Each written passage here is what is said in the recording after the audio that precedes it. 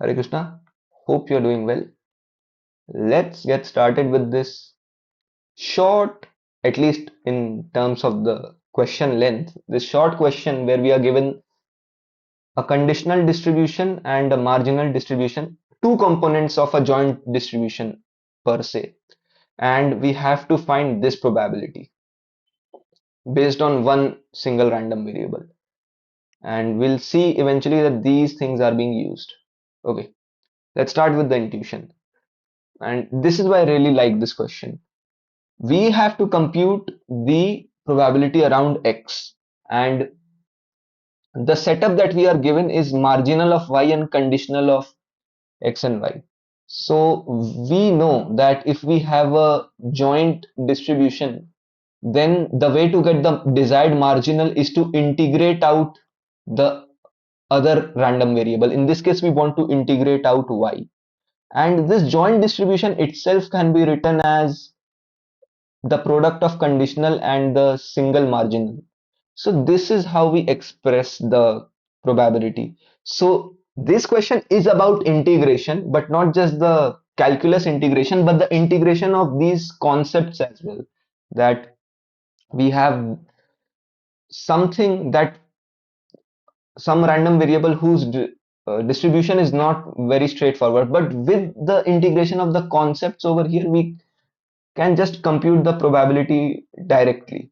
And I guess the question makers gave this x plus 1 is an even number to make you confuse around this. Okay, what is the distribution of x plus 1? But think about it. Think about the domain.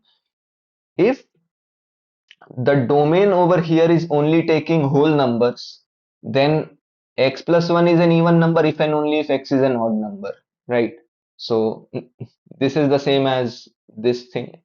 And then we break it down into the conditional and the marginal, and we get this. Now, we shouldn't just, isolate this part, this part, this part, this part, and get like six integrations to deal with. We can make use of the beta functions as well. Essentially, the beta function is that beta alpha comma small beta is equal to x to the power alpha minus 1. And let me write it in terms of y. It's 1 dy. And the beta function itself can be represented as a function of gamma functions. So this thing should be known, and that's what we use. So we get it in terms of beta functions and then break the beta functions into gamma functions, and we don't again treat it in isolation, these three parts. We see that there is a possibility to make these factorial expressions very neat. That's why I really like this sum, because of this concept integration angle and the beautiful way these computations can be simplified in 6 factorial plus 6 factorial plus 6 factorial all divided by 7 factorial, which gives the answer 3 to the power 7.